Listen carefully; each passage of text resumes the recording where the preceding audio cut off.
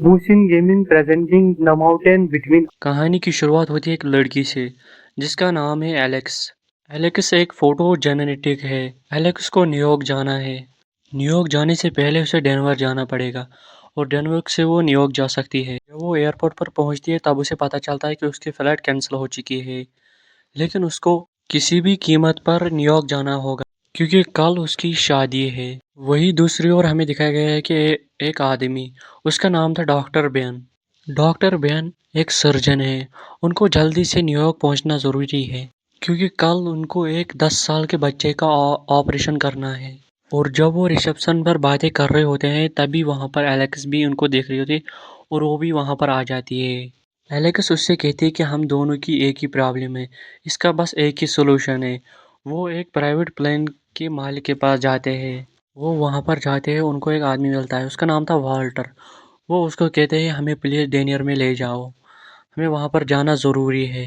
اب والٹر $800 میں وہاں پر جانے کے لیے مان جاتا ہے۔ اب موسم خراب ہونے کی وجہ سے سبھی فلائٹوں کو کینسل کیا جاتا ہے۔ اب یہ اسی لیے اس کے پاس آ گئے تھے، ان کی جو فیئر پرابلم ہے وہ سالو ہو جائے۔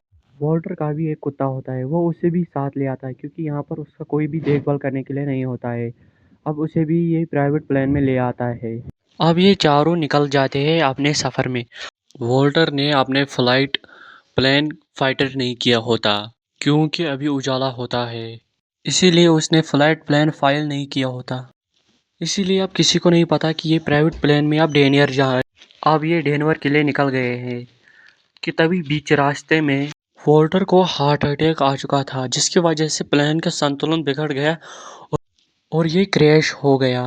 ہوتا ہے ایک برفیلے علاقے میں جہاں پر بڑے بڑے برف کے چٹان ہوتے ہیں اور دور دور تک انہیں کوئی بھی انسان نظر آتا ہے۔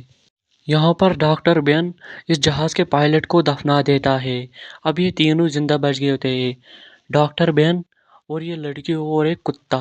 اب ایلیکس کی ایک ٹانگ ٹوٹ چکی ہوتی ہے، ڈاکٹر بین اسے وہاں پر پٹی کر دیتا ہے۔